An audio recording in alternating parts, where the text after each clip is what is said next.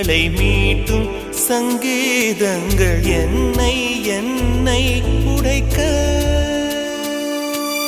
கண்களை திறந்து கொண்டு நான் கனவுகள் காணுகிறேன்.